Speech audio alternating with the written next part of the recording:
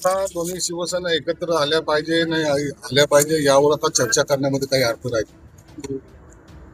जेव्हा एकनाथ शिंदे साहेब सांगत होते की आपण काँग्रेस राष्ट्रवादी बरोबर जायचं नाही, त्या टायमाला खुर्चीचा मोह त्यांना होता, ऐकलं नाही.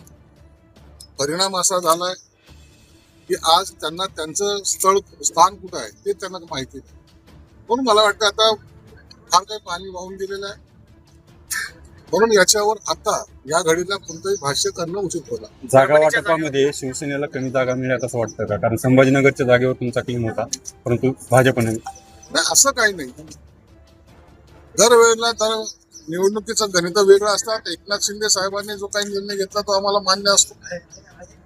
म्हणून त्यांनी वरिष्ठ पातळीवर देवेंद्र फडणवीस साहेब असतील, स्वतः एकनाथ शिंदे साहेब आहेत, सुनेत्रा वहिनी आहेत, यांनी जॉईंटली घेतलेला तो निर्णय.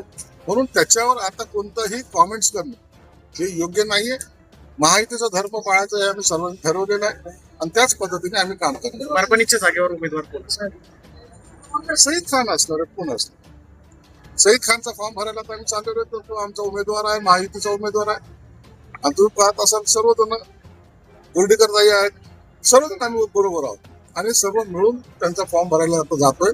आणि 100% विरोधकांचं डिपॉझिट आम्ही जप्त केल्याशिवाय राहणार नाही. वडेट्टीवारांनी विकासाचा काँग्रेसचे मुद्दा मला सांगा.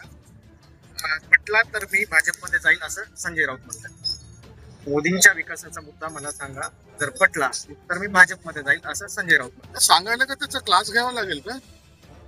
तुझ्या मनाला जे पटतं ते कर ना. कुणाला सांगून कुणाला असं होत नसतं. तुम्ही तुमचे सल्ले लोकांनी ऐकले, त्यांचा पक्ष त्यांनी डुबवलेला आहे. आता त्यांना काय करायचंय? मला एक तुम्ही याच्यातून स्पष्टपणे एक चित्र येते समोर येते की संजय राऊत तिथं हा आता अस्वस्थ आहे.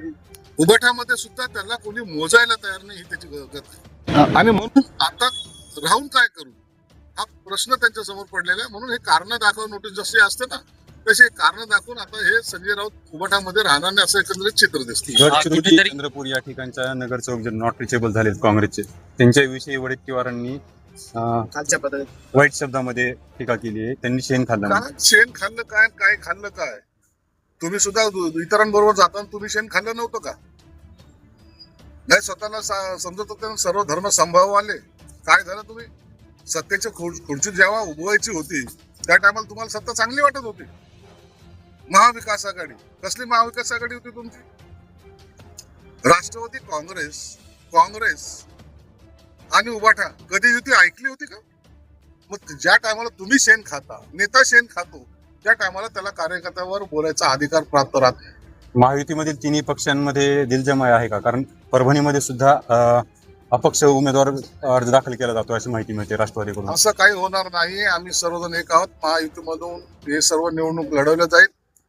जे थोडे बहुत एखाद्या वेळेला नाराज असतील त्यांना सुद्धा आम्ही समजून सांगू, त्यांनाही सांगू की आपल्याला महायुतीमध्ये असं करू नये.